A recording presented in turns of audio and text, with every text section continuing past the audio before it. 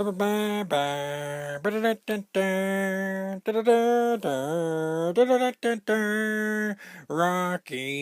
Top Wrestling.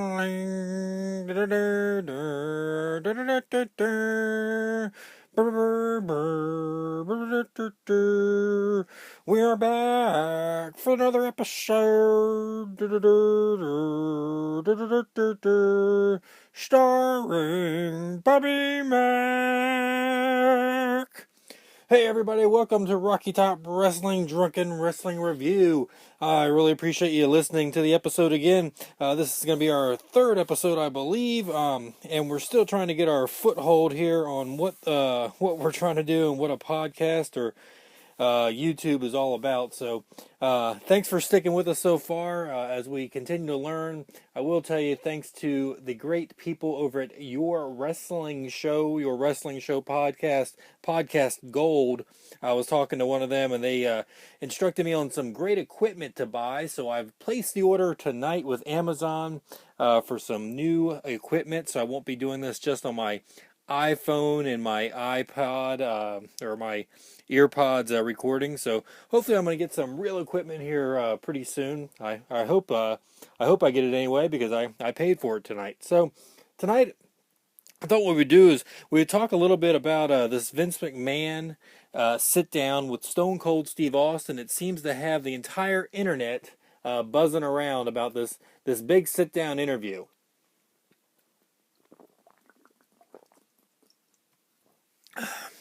Sorry, I had to take a swig there for the working man. That's something Stone Cold always says on his podcast. So let's talk about this interview. First and foremost, some of the quick highlights. I was taking notes as I was watching it. Vince McMahon says he's shy. That's odd. That somebody that gets in front of 93,000 people in the Pontiac Silverdome is actually shy, but I guess I can relate a little bit because I'm pretty shy myself. But when I get a ring announcing gig, it doesn't matter if it's 500 people or 50 people or whatever in between or whatever above and below. I'm a little shy myself there, but I guess it ends when you get a microphone in your hand and you're standing in the ring. One thing I thought, stuff we already knew that they went over. Austin, yes, he's hard-headed. He was tough to work with. Vince McMahon in the Attitude Era, it seems like that's his favorite era because he got to go in the ring. He got to do something that his dad had always forbid him to do, and that was actually get physical and become a wrestler. He's happy for his kids, no matter what direction they went. Obviously Shane McMahon was with the company for a long time, and then decided to go and do his own thing over in Japan primarily. And everybody knows that Stephanie is still there, swigging away, with the product. And a lot of people do blame her for some of the downfalls that goes on right now. But the Vince said, he's happy for his kids. He's not planning on retiring anytime soon. He feels like he works just as hard now as he used to. So. He also said he was still connected with the audience, and that, you could tell Stone Cold got a little uncomfortable with that one. Just as I think us, general fans as well, we feel like he's a little disconnected with his audience. But again, he was kind of confusing when he's talking about it. He said that he doesn't listen to the critics, he listens to the audience. But to me, to be a critic of this kind of company, this kind of entertainment, then you would have to actually be a fan. You'd actually have to be part of the audience. It's not like you're just going to send a movie reviewer like Roger Ebert or something into a WWE match one time and do a review and critique it or have them watch Monday Night Raw. So I think right there Vince kind of showed a little bit of his disconnect with the fans because he doesn't feel like the fans are critics, and really I think the fans are the most critical. And I guess anytime you read the internet, you can see how critical the wrestling fans actually are about everything that Vince does. So let's see what else that he was talking about here. I'm reading through my list. Vince touched on the WWE Network will soon be in the UK. I really don't care. I've got the network. It's awesome. I'm really tempted though. Of course I'll keep the WWE Network because it's stuff that I know, and I'm enjoying the new programs like the Monday Night War program, the Rivalry Show. Getting off on a little bit of a tangent here. The Rivalry Show I thought was okay. The first episode with McMahon versus Austin. The second one was just kind of blah. The third one with Dusty and Ric Flair, I was really excited about, but as I watched it, it seemed like it was more of a pro WWE show than what it was. These two NWA wrestling, classics. This classic feud in the National Wrestling Alliance. It just seemed like they kept putting a WWE spin on it, and they were trying to compete with WWE. So I don't know. And then the new one with Shawn Michaels and HBK, or I'm sorry, HBK and Triple H. That one I don't like that one at all. I think it's pretty awful. Um, it just seems like it's not like they're trying not to hurt each other's feelings. I really hope that they can get back to more of the rivalry DVD that they put out, the Shawn versus Bret Hart rivalry DVD. That was an awesome DVD, I thought. If they can get a couple more sit down, some current interviews, they've got Hogan under contract. I'm sure getting Piper, down there to the studio is not going to be that big of a deal. But I'd like to see a little bit more face to face, a little bit more time and effort added into those rivalries. But again, I'm going off on a tangent here. We're talking about Vince McMahon and his interview with Stone Cold. So, let's see. Looking at this sports entertainment, it really seemed like McMahon was really insulted and was actually correcting Stone Cold every time Stone Cold said professional wrestling. Vince McMahon made sure he stepped in and said, sports entertainment, or kind of gave Steve Austin a look to where Vince, where he would correct himself, because Vince was kind of giving him the look that, hey, it's sports entertainment. In fact, he said that pro wrestling is what his dad did, and sports entertainment is what he does. So, yeah, there's definitely a big, difference between the two, when it comes to all the other aspects that Vince McMahon does with professional wrestling and movies, and, the WWE Network and the TV shows and the cartoons and all that kind of deal. But, when it comes down to it, and it's something that Vince, I think, agreed to during the interview when Stone Cold said it, was, what happens in between those ropes is really what's drawing the fans there. Vince does have a theory, and I do agree with this theory, that the interviews and the showmanship is what gets the fans interested in the professional wrestlers, and then what happens inside the ring is what's going to keep them coming back. Stone Cold, I could tell, was more of a Southern wrestling style, and Vince definitely has that northern atmosphere for professional wrestling, and I've always been kind of caught in the middle there. I like in-ring telling a story. Like, I can watch a Magnum TA match, a Dusty Rhodes match, definitely old school Ric Flair matches, and Ricky Steamboat as well, and enjoy those matches. But sometimes I do find myself, when they're going against opponents that I don't know much about, then yeah, I'm not that interested. Like the matches with Harley Race, if you watch them for in-ring, in my opinion, they're good matches, but I don't care anything about Harley Race, so I really never care about the match. And I see where Vince is, the sports entertainment aspect. So kudos, I guess, to him for correcting Stone Cold on that. I think a big thing that shocked a lot of people, at least that I've been reading about today, is where McMahon has called his new wrestlers the millennials, and they lack ambition. Specifically calling Cesaro out, and says Cesaro lacks the it factor. And that is very true. I could see, I think Cesaro was getting over a lot when it came to the Real American storyline. When he went with Paul Heyman, he was still getting over, because, the guy can't talk very well on the microphone. He hasn't really been given that much of a chance. But, he doesn't get himself over very well on the microphone.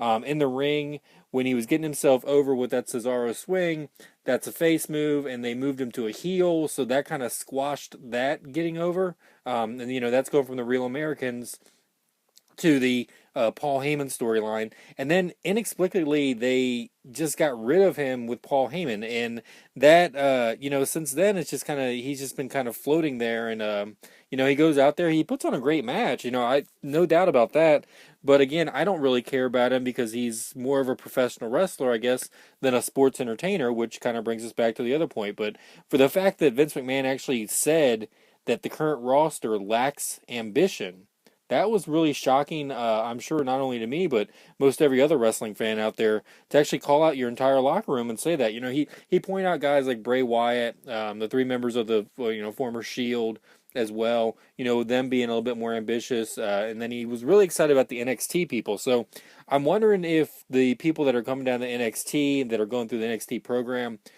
under Triple H's guidance. I wonder if they're getting that extra push, that Attitude Era push, that maybe these other guys like Kofi Kingston, and Dolph Ziggler, I guess, even for an example, just don't have. And so it's interesting, again, how he called the entire locker room, the millennials, and they lack ambition. They're not as tight as what the Attitude Era was. And, I think it's part of Stone Cold and Vince's, wearing blinders pretty much.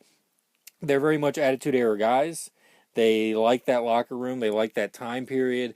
And right now, that time period is, way in the past. And I think, Vince secretly wants to get back there. Or, I guess he came out and said that he wants people to have ambition, but he also doesn't want people to be upset and fighting, I guess, and arguing the way that, I guess, the Stone Cold, would when it came to being hard-hitted in the back of the house or back of the dressing rooms. Another thing, the writing teams, Austin challenged him on that, and it's kind of funny. I talked to Stone Cold on the podcast, I guess about a month or so ago, and I kind of made a pun about, if this was your wrestling show and you had the Hawkster and you had Showstopper, in your locker room, why wouldn't you let them write some of your stories? And Austin went into a big tirade on that, and I'd say look up that episode on Stone Cold Show. But he went into a tirade about not needing writing teams, more having the producers back there, the bookers back there, and book the matches, book the stories, kind of give you the guideline, and then be able to tell the story your own, because that's what being a talent's all about. That's part of it. And when Vince, heard that, or, when he was talked about it on this podcast with Stone Cold, Vince McMahon said, the company's too big. It's not the same company that Stone Cold Steve Austin was part of, which means it's not the same company the Attitude Era was part of. It is publicly traded now. He said that there's no way that him, and I guess at that time it was Pat Patterson, but him and somebody else couldn't sit around the pool like they used to and just write television all day long, because the products are too big. There's too many stars. And, there were a lot of stars back then. So, again, I don't know if it's rewriting history a little bit, if it's Vince getting older and not being as creative, even though he claimed that he was. I think both aspects are part of that. But Vince just said, the writing teams are a necessity that has to be there because the company's too big and there's too much going on. My general opinion on that, I'm more with Stone Cold. I still think that it could be written by, bookers. I think that the bookers could give you the outline, and I think that a lot of the stars, the current millennials, as they were called, they don't have that freedom, or maybe they do have that freedom and they don't realize that they have that freedom, that they can actually go a little bit off the script. I think, I hate to use an example from Total Divas, but the one diva, I don't know her name, but she's got the red hair. And the episode, they sent her to go get blonde hair, to dye her hair blonde, and she came back and she had red hair. And that was a big risk on her part, and I don't think it was because she's rebellious so much as stupid. But anyway, she did something. It was a calculated risk. She took it because she didn't want the blonde hair, and they agreed with it, and they run with it, and they said, good job, they'll never do it again. And I think that, honestly, other wrestlers need to do that, or other sports entertainers in the WWE. If they took that initiative, that, lack of ambition is what, Vince is saying. But I think that they get their hands so tied by the writers that they're so scared to go against the grain, or they're just so happy to be at the show. They're just so happy to be getting that paycheck. They don't care about, what's going on. They're looking to the future and future projects, maybe movie roles, TV roles. But yeah, I think the writing teams are good. They're good skeletons, but I think you've got to put some meat on the bones. And I think that right now the current roster, it sounds like they're just scared to actually do that and actually add anything to the writing team, or subtract anything, or go a little bit off the script. See, Vince also touched on Steve asked him about Jim Ross and if there was any heat there between him and Jim Ross. Vince said no, there's no heat between them. Said that the situation happened, I guess, in Los Angeles. That was unprofessional, and it was unlike Jim Ross to be part of the situation. The story I heard was something about Ric Flair was at a press conference. Flair got, I guess, a little bit intoxicated. I don't know if Jim Ross got intoxicated with him. I know Stone Cold was there as well. So I know those are those three probably could put Rocky Top Wrestling, Drunken Wrestling Review, to shame when it comes to being able to drink and all that kind of good stuff. But apparently Jim Ross is the one that took the blunt of the situation. That I guess he was supposed to be there to control Ric Flair for the event, and he did not do a good job with that. He let Flair take over more than what he should have, and that's why Jim Ross was let go, as well as Vince says that Jim Ross wanted to move back to Oklahoma, and he just wanted to get away. So Vince feels it's more of an amicable parting of the ways. It's kind of funny today because Jim Ross commented on the podcast on his Jim Ross at I think jrsbarbecue.com, his blog section. He talked about the interview and he did not mention anything about this part. So to me, that tells me that Jim Ross is probably going to be saying something in our future Ross Report podcast or maybe in our future blog. Maybe he needs time just to kind of think about it, maybe not retaliate. Maybe it's the truth and that he's going to leave it alone. But to me, it seems like with what Jim Ross has been saying, about not being able to get WWE superstars on his podcast, it seems like the relationship is hurt and damaged in some way. And I'm thinking that maybe he's just taking he's taking a deep breath before he responds to what's going on. All right, now let's see. There's three more people that were mentioned in the podcast that I think are more newsworthy. One, of course, Brock Lesnar. Austin, talking about Brock being there sporadically, and McMahon defended it, and said he was a special attraction, and I agree with that. McMahon went so far as to say, when Jake the Snake Roberts came out with Damien, at first it was a big deal, and then it just became, blah, because you saw, once you saw Damien every single week going down, on an opponent that had been knocked out by the DDT, it wasn't special anymore. And Brock Lesnar is a special attraction. That the belt isn't the attraction; it's Brock Lesnar. But to me, I kind of question then why have the belt on Brock Lesnar if Brock is the attraction and the belt is not? Then I don't see Vince's logic there. I think that it's one or the other. Either you have Brock Lesnar as a special attraction, or you have the World Heavyweight Championship as a special attraction, or you could have both. But Vince clearly said that the World Heavyweight Championship is not the attraction; it's Brock Lesnar, the person. So to me, I kind of question now what happens when Brock loses the belt. When he loses the belt to somebody, does Brock go away completely?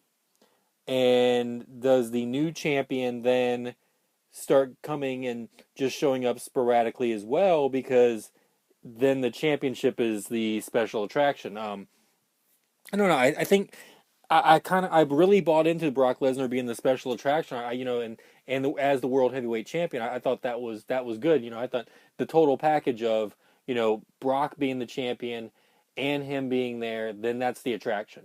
And what Vince is saying is, no, it's not the belt, it's Brock. So again, to me, it kind of I guess that's more sports entertainment versus professional wrestling. It kind of took away from that special attraction feel of the World Heavyweight Champion showing up. Kind of, the more the old territorial days when the NWA Champion would travel around from place to place. I kind of felt like that's what they were doing with Brock. But after this interview with Vince McMahon, it sounds like no. It sounds like actually, Brock doesn't need the belt. So why then does Brock have the belt? And that made me question this a lot, and that's something I'm really curious about from this point moving forward. Is what do they do with the next world champion? If because again, Brock will need to go away because there's no reason to have this special attraction come in periodically and outshine the belt. To me, that doesn't make any sense. He can't be bigger than the World Heavyweight Championship if you're going to have a World Heavyweight Championship. And at this point, it seems like the belt doesn't matter. The way Vince, said it just by saying that. And, that's a big change when it comes to sports entertainment and professional wrestling. So, again, I wonder now, what's the game plan for when Brock loses the World Heavyweight Championship? What happens then? Is there a special attraction with the world champion? Is there going to be another special guest attraction like Brock Lesnar? Does he continue to come in and work as a special attraction? And if that's so, then it seems like that's your main event and not the World Heavyweight Championship. So why do you need the belt? So a lot of questions coming out of that one. The big topic of the interview that Stone Cold did not waste much time getting to was CM Punk. CM Punk, of course, walked out on the company right after the Royal Rumble, so that was way back in January of 2014. It's almost been a year now since Punk was last seen on WWE TV or programming, other than these interviews and stuff on the Monday Night War. Vince very candid about the talk with about Punk. He did give kinds of some of his canned answers. I think when it came to the Punk part, he did openly apologize for the termination papers arriving on CM Punk's wedding day to AJ Lee. So I thought that was kind of nice. It was kind of a nice olive branch, I guess, to give out to Punk and maybe open up the talk. Vince said he hopes that they work together again. He compared Punk to Stone Cold Steve Austin and Hulk Hogan. Of course, Stone Cold famously walked out on the WWE as well, and then Hulk Hogan's tried to put him out of business, I guess, at least 2 times now. One with the WCW, and then later on with TNA Impact. I guess, well, even with the steroid scandal before that. So, I guess if Hulk Hogan can come back and work for WWE and Steve Austin, a little bit lesser than that, but if Hulk Hogan can come back, surely to God that CM Punk can come back too. He says that Punk is a lot like Stone Cold, keeps to himself. He's a quiet guy. He's kind of hard to communicate with, and CM Punk, I think I've heard him say that as well on his DVD. So, he knows the same thing. Hopefully, they come back together. I'm not pining for CM Punk to come back, but really, he is the best wrestler / sports entertainer currently in the world. And I know I'm probably going to get some, flack for that, but he really is. He is the total package inside the ring, on the microphone, top to bottom. He is the man when it comes to sports entertainment right now, and he's the one that everybody wants. He's probably a guy that could actually turn TNA around if he went there. And that's something that I know that Vince is never going to want that to happen. If he does, it would be nice for TNA. TNA needs something like that. But the CM Punk part again, Vince seems like he wants him back. He's just not willing to be the first one to make the move. So it'll be interesting to see how that one goes. The last person that they talked about, it was in the middle of the interview, and it really seemed like the strangest time because when the name was brought up, and at this point, a time when the name was brought up, CM Punk had already been talked about. I believe they'd already talked about Cesaro and already said that he lacked the it factor. But when Stone Cold Steve Austin brought up the name of Macho Man Randy Savage, Vince McMahon's face, his demeanor, changed. And I think it shows how uncomfortable he still is with the Macho Man Randy Savage thing. And nobody knows why him and Savage split. There's rumors that Savage and Stephanie McMahon had some kind of thing going on, and Stephanie was really young at that point in time. But nobody knows. It's interesting because this topic came up. It was a real quick move, and I honestly think it's because Stone Cold saw how McMahon's whole demeanor changed. And I think that's why he backed off the subject so fast. Either that, or maybe he got some signals from somebody off the stage. But he asked if Savage was going to go in the Hall of Fame. Vince said yes. He didn't know when, if it was going to be this year, next year, or sometime. But yeah, he would go in the Hall of Fame, and that was it. That's all they touched on when it came to the Macho Man. And then, again, I think this is odd, and I plan on my next podcast actually looking at the Macho Man, the Randy Savage story, the new 3-disc DVD set. I found it interesting that no McMahon or Triple H was on the DVD, and they have been staples on every biography DVD that WWE has put out as long as I can remember. And not Vince, Stephanie, or Triple H were on that DVD. So it's really, really interesting to me how much Vince, really, that seemed like the only time he was kind of shutting down during the entire thing, and he didn't want to talk about Savage, and they didn't talk much about Savage, but he did say Randy Savage is going to the Hall of Fame, just didn't tell us when, where, or how long it might be. So that's my review of the entire thing. I highly recommend anybody who hasn't seen it to watch it. It's Stone Cold Steve Austin's podcast on the WWE Network interviewing Vince McMahon. I hope they do more of them in the future, whether it's Stone Cold interviewing Vince or interviewing some of the older talents, Attitude Era talents, or maybe even some of the newer millennials that lack ambition, and see if Stone Cold can shake some ambition out of them. So that's my review here tonight of Rocky Top Wrestling. I appreciate everybody listening. Please make sure you subscribe, tell your friends, share this so we can get some more followers. I appreciate it. And again, I got that new equipment coming real soon. And hopefully, as soon as I learn how to use it, we'll be putting on a better show for you. So thanks again for listening, everybody. Have a great evening. And thanks for listening to Rocky Top Wrestling with NWA Bobby Mack. It's